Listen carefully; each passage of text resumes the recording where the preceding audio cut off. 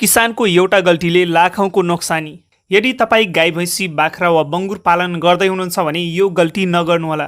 नेपालमा बहुसङ्ख्यक किसानहरूको आम्दानीको मुख्य स्रोत भनेको कृषि र पशुपालन हो। पशुपालन व्यवसाय जति फाइदाजनक छ त्योभन्दा 2 गुणा यसमा जोखिम छ।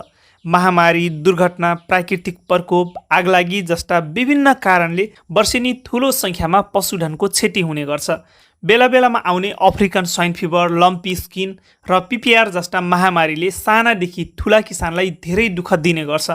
रोग र दुर्घटना बाजा बजाएर आउँदैन। त्यसकारणले साथीहरू, यो व्यवसायमा बिमा सबैभन्दा इम्पोर्टेन्ट कुरा हो।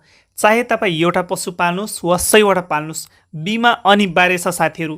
यदि तपाईँले पनि आफ्नो पशुको बिमा गर्नुभएको छैन भने ठुलो गल्ती गर्दै हुनुहुन्छ। नेपाल सरकारले कृषि बिमामा 80% अनुदानको व्यवस्था गरेको छ। यो कार्यक्रमको सबैले लाभ उठाउँ र जोखिम रहित पशुपालन गरौँ।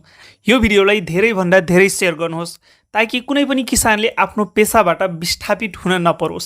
साथीहरू, आजको भिडियो यति नै। भिडियो मन परेको छ भने लाइक, कमेन्ट र सेयर गर्नुहोला र यस्तै जानकारीमूलक भिडियोहरू हेर्न हामीलाई फलो गर्नुहोस्।